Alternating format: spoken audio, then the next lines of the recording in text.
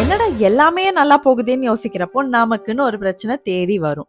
அந்த மாதிரி நம்ம போடுற ட்ரெஸ்ல வர பிரச்சனை எப்படி ஃபிக்ஸ் பண்றதுன்னு சொல்றேன். சேவ் பண்ணிக்கோங்க. நம்பர் 1, உங்க பேண்ட் ஜிப்பர் ஸ்டக் ஆயிடுச்சுன்னா அது மேல கிளியர் லிப் பாம் இல்ல ஆயில் கொஞ்சம் தடவுனீங்கன்னா அது இன்ஸ்டன்டா ஸ்மூத் ஆயிடும். நம்பர் 2, உங்க லைட் கலர் டாப்ஸ்ல ஸ்வெட் ஸ்டெயின் அவாய்ட் பண்ணதுக்கு ஸ்வெட் பேட்ஸ் யூஸ் பண்ணலாம். அப்படி இல்லைன்னா பேண்டி லைனரை ஃபோல்ட் பண்ணி ஸ்டிக் பண்ணிட்டாலே போதும். இது ஸ்வெட்டை அப்சார்ப் பண்ணிடும். நம்பர் 3, காலையில லூஸா இருந்த பேண்ட் லஞ்சுக்கு அப்புறம் டைட் ஆயிடுச்சுன்னா ஒரு ஹேர் டை எடுத்து பட்டன் ஹோல்ல இன்சர்ட் பண்ணி பட்டன்ல ஹுக் பண்ணிட்டாலே போதும். இது இன்ஸ்டன்டா லூஸ் ஆயிடும். நம்பர் 4, உங்க நெக் லைன் ரொம்ப டீப்பா இருந்தா ஒரு பாபி பின் எடுத்து 2 ஃபேப்ரிக் ஹோல்ட் பண்ணி அதுல செக்யூர் பண்ணிட்டாலே போதும்.